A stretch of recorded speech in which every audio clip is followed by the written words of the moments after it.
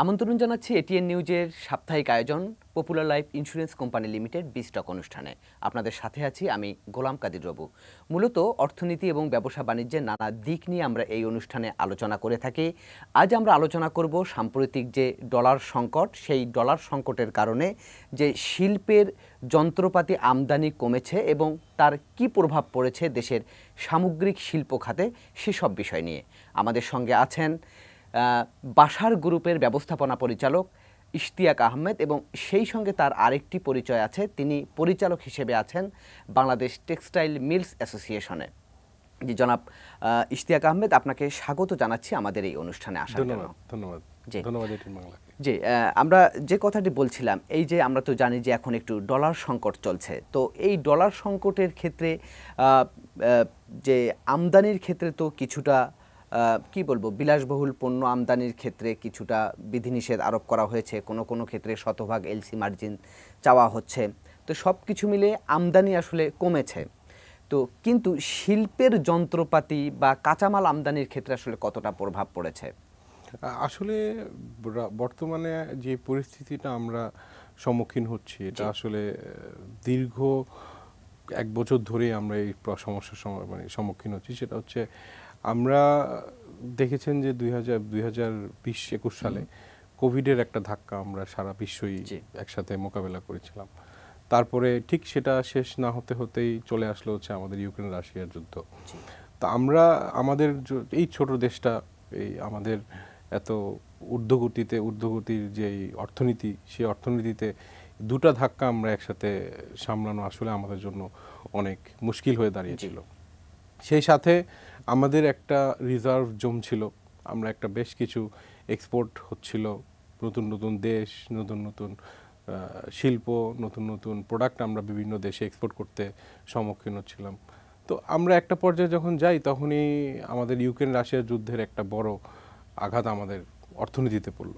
সেটা আসলে সারা বিশ্বই এটার জন্য তালমাতাল। আমরা এটাকে সংকট থেকে ওঠার জন্য আমাদের মাননীয় প্রধানমন্ত্রী বেশ কিছু পদক্ষেপ নিয়েছেন, বাংলাদেশ ব্যাংক নিয়েছেন, এনবিআর নিয়েছে। তো সেটারও একটা পদক্ষেপ হচ্ছে আমাদের মূল্যস্ফীতি অনেক বেড়ে যাওয়ার কারণে আমাদের তেল, গ্যাস প্লাস ডলার, এই কমোডিটিস, এগুলাতে আমাদের ঘাটতি পড়ে। আপনি যেটা বললেন যে সরকারের বিলাসবহুল যন্ত্রপাতি, বিলাসবহুল জিনিসপত্র আমদানি বন্ধ করলো, এটা আসলে আমি একমত। অবশ্যই আমাদেরকে এই সংকটময় সময় আমাদেরকে ওইসব থেকে বিরত থাকাটাই উত্তম। আর যেহেতু বিলাসবহুলটা আমরা বাদ দিচ্ছি, সেই ক্ষেত্রে আমাদেরকে শিল্পের যেই যন্ত্রপাতি, সেই যন্ত্রপাতিগুলো কিন্তু আমাদের ম্যান্ডেটরি। আমার ফ্যাক্টরি কিন্তু আমি 1 বছর 2 বছরের জন্য আমরা করি না। আমরা যখন কোনো একটা শিল্প গড়ি, সেই শিল্পটা আমরা চিন্তা করি যে 100 বছরের উপর নির্ভর করে। সেই 100 বছর নির্ভর করতে গেলে সেই শিল্পটা কিন্তু বন্ধ করা। যেমন আমাদের টেক্সটাইল সেক্টরে আমাদের যেসব, এটা হচ্ছে হেভি ইন্ডাস্ট্রি, এটাকে বলে আমরা হেভি ইন্ডাস্ট্রি। আর এই টেক্সটাইল সেক্টরের কারণে আজকে আমরা গার্মেন্টস থেকে আমরা $50 বিলিয়ন আমদানি, যেটা রপ্তানির যেই আয়টা, সেটা আমরা পেয়েছি। প্লাস আমরা আগামীতে সেটাকে $1 ট্রিলিয়ন আমরা যে অর্থনীতিটা সামনে স্বপ্ন দেখছি, সেই স্বপ্নটা কিন্তু এই টেক্সটাইলের জন্যই আমরা দেখতে পাচ্ছি না। কিন্তু আমরা যদি গেল অর্থ বছরের হিসাব দেখি, 22-23 অর্থ বছরে, সেইটা যদি আমরা দেখি এবং তার যে আগের অর্থ বছর, সেই তুলনায় কিন্তু যন্ত্রপাতি আমদানি কমেছে আপনার প্রায় 11%।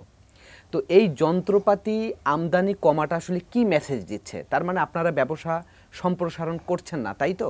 জি, এটা আপনার কথাটা আংশিকভাবে ঠিক আছে যে আমরা ব্যবসা সম্প্রসারণ করছি না, রাইট নাও। এটা করার কারণটা হলো, বর্তমানে আমাদের একটা বিভিন্ন সংকটে আমরা প্রভাবিত হচ্ছি। সেটা হচ্ছে, এক হচ্ছে আমাদের ডলার সংকট, দ্বিতীয়ত হচ্ছে আমাদের ইউটিলিটির চাহিদা। যেমন আমাদের তেল, গ্যাস যে চাহিদাটা, সেটা কিন্তু আমরা কোনোভাবেই এখন সরকার আমাদেরকে নিশ্চিত করতে পারছে না। নিশ্চিত করার কারণে আমাদের ফ্যাক্টরি বা আমাদের ইন্ডাস্ট্রিগুলো যেগুলো এখন বর্তমানে আছে, তারা কিন্তু অনেক এফিসিয়েন্সি কমে দিয়েছে। যেমন ধরেন, যাদের ফ্যাক্টরি আগে প্রোডাকশন হতো ধরেন 30 টন, সে এখন করতেছে হচ্ছে 20 টন। যার ফ্যাক্টরিতে আগে অর্ডার হতো ধরেন 1000 পিস, সে এখন করতেছে হচ্ছে আপনার 600 পিস। এই যে তার এফিসিয়েন্সি 60% বা 40%, আমাদের এমনও আছে যে অনেক ফ্যাক্টরি বন্ধ হয়ে গেছে। তো এইটার হওয়ার কারণে তার কিন্তু কনজাম্পশন কমে গেছে। কনজাম্পশন করার কারণে তার যন্ত্রপাতির চাহিদাও কিন্তু কমে গেছে। আর আমার ফ্যাক্টরিতে এখন আমি দেখছেন যে আমি একটা লসের দিকে যাচ্ছি বা আমার এফিসিয়েন্সি কম, আমি এখন নতুন করে তো আমি এক্সটেনশনে যাব না। আর আমার যে যন্ত্রপাতি আনার কথা ছিল সেই যন্ত্রপাতি আমি এখন আনবো না। আমি বলবো যে পরিস্থিতি ঠিক হওয়ার পরে আমি নতুন করে যন্ত্রপাতিতে আসবো। আর ব্যাংকও ধরেন বিভিন্ন সময় ব্যাংকও চাচ্ছে যে আচ্ছা আমার ইনভেস্টরটা যতটুকু পারে তার যতটুকু লাগে ততটুকুই করুক, এর বেশি আপাতত তার ইনভেস্টমেন্টে যাবে না। তো এই জন্য আর অন্যদিকে যারা ধরেন আমরা যারা এক্সপোর্টার আছি তারা বাদে অন্যদিকে যারা আপনার লোকাল যারা ইন্ডাস্ট্রিতে আছেন তাদের মূল সমস্যা হচ্ছে তাদের ডলার সংকট। তাদেরকে যে আপনি যেটি বলছিলেন যে ব্যাংকের কথা, আমরা যদি সেটিও দেখি, এই যে যেহেতু যন্ত্রপাতি আমদানি কমেছে, এটার কিন্তু সামগ্রিক প্রভাব পড়েছে বেসরকারি খাতে ব্যাংকগুলোর ঋণ প্রবাহের ক্ষেত্রেও। ব্যাংকের ঋণ প্রবাহও কিন্তু বেসরকারি খাতে কমে গেছে। জি হ্যাঁ, এটা আমরা যখন একটা এলসি করে আমরা যখন মেশিনারিটা আনি তখন এটা আমার একটা টার্ম লোন হিসেবে আমার ব্যাংকে ক্রিয়েট হয়। তো যেহেতু আমি এখন কোনো মেশিনারি আনতে পারছি না, তো আমার সেটা টার্ম লোনের দিকে যাচ্ছি না। অন দি আদার হ্যান্ড আমাদের ব্যাংকের যে আগের যে লায়াবিলিটিসগুলো ছিল সেগুলোও কিন্তু আমরা এখন দিতে হিমশিম খাচ্ছি, কারণ আমাদের যেহেতু প্রোডাকশন আমাদের এফিসিয়েন্সি কমে গেছে।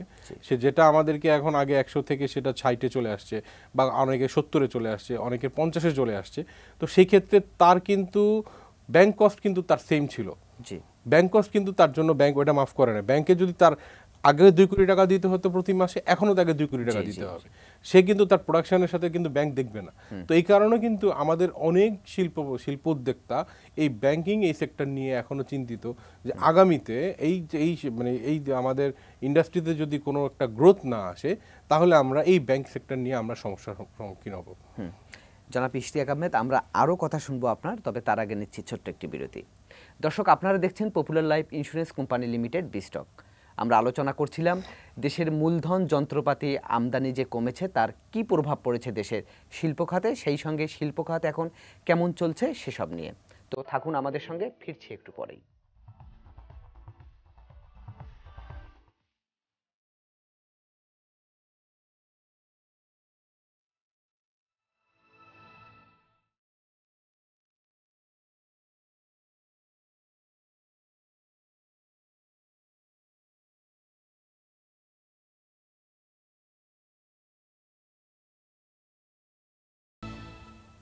দর্শক, বিরতির পর আমরা আবারও ফিরে এলাম popular life insurance company limited বিস্টক অনুষ্ঠানে। আজ আমরা আলোচনা করছি দেশের শিল্প খাতের নানা দিক নিয়ে। আমাদের সঙ্গে আছেন বাসার গ্রুপের ব্যবস্থাপনা পরিচালক জনাব ইশতিয়াক আহমেদ। তার আরেকটি পরিচয়, তিনি বাংলাদেশ টেক্সটাইলস মিলস অ্যাসোসিয়েশনের পরিচালক হিসেবে আছেন। জি, আপনাকে আরেকবার স্বাগত জানাচ্ছি। যে কথাটি আপনি বলছিলেন যে এই যে গ্যাস বিদ্যুতের সমস্যার কথা, তো এই সমস্যার কথা তো আপনারা শুরু থেকেই বলে আসছেন। এখন আসলে কতটা ইমপ্রুভ হলো, নাকি সমস্যা আগের চেয়ে আরও খারাপ হয়েছে? আসলে আমি যদি প্রথম থেকে বলি, বাংলাদেশের এই গ্যাসের জন্যই কিন্তু আজকে আমরা এই ধরনের হেভি ইন্ডাস্ট্রি করার জন্য স্বপ্ন দেখতে পারি, এবং এই বাস্তবায়নও হয়েছে। আপনি দেখতে পাচ্ছেন যে এই গ্যাসের কারণে আমরা আজকে টেক্সটাইল মিলসের যেই সাফল্য, এটা শুধুমাত্র গ্যাসের কারণে। আর এই গ্যাসটা আমরা একটা সময় আমাদের নিজেদের মধ্যে ছিল, আমরা নিজেদের উত্তোলন, নিজের দেশীয় গ্যাসের উত্তোলন থেকে আমরা পেয়েছি, কিন্তু পরবর্তীতে সেটা ভিন্ন দেশে আমাদের ইম্পোর্ট বেসড হয়ে যায়। তো ইম্পোর্ট বেসড হয়ে যাওয়ার কারণে আমাদের প্রাইসের চেঞ্জ ভ্যারিয়েশন করতে হয়েছে, যেটা করার কারণে আমাদের প্রাইস বাড়ানো হয়েছিল। আর বর্তমানে আপনি জানেন যে কিছুদিন আগে, বলেন আপনার মাস 6 আগে এলএনজি প্রাইস বেশি ছিল, মোর দ্যান $20 ছিল। তো এখন সেটা নেমে চলে আসছে $6 রাইট নাও। এখন এই $6 এলএনজি প্রাইসের সাথে আমরা যদি ক্যালকুলেট করি, আমাদের গ্যাসের সরকার যেভাবে আমাদেরকে বলেছিল যে গ্যাসের প্রাইস যদি আমরা সমন্বয় না করি আমাদেরকে গ্যাস সরবরাহ করা সম্ভব না।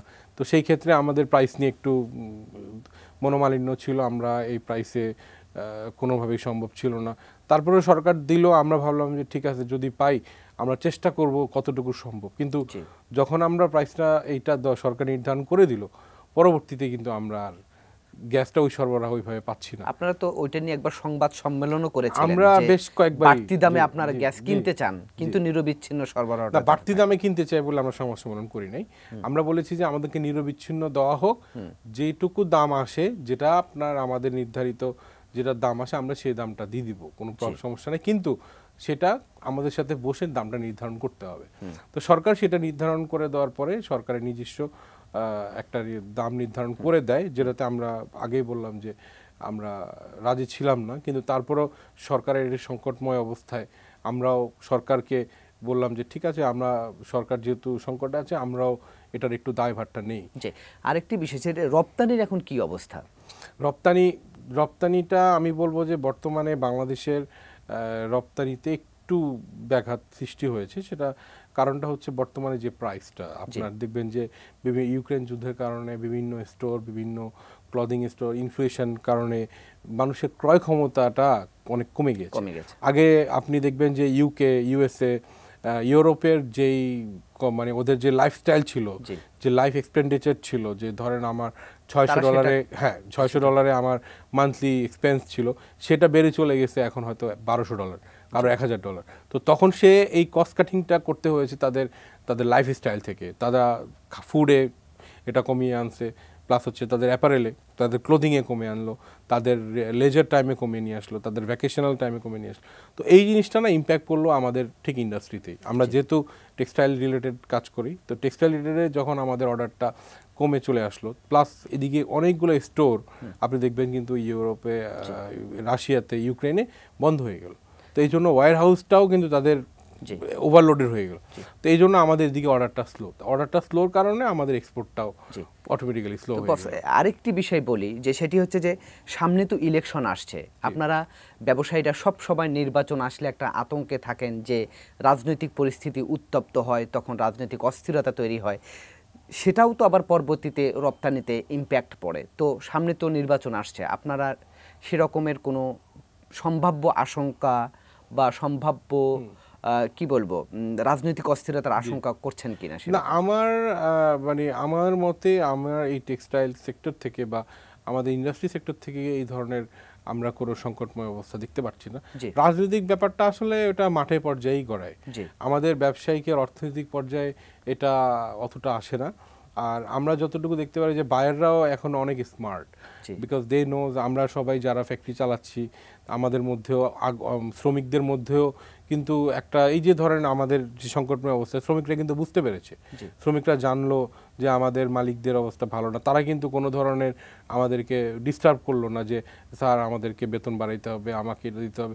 ওনারা জানে যে, বা অনেক ফ্যাক্টরির আমি এমনও শুনেছি বেতন দিতে 1 মাস দেরি হয়েছে, কিন্তু ওইখানের শ্রমিকরা কিন্তু কোনোদিন তাদেরকে মালিককে প্রেশার দিয়ে বলে না যে আমাকে বেতনটা আজকেই দিতে হবে।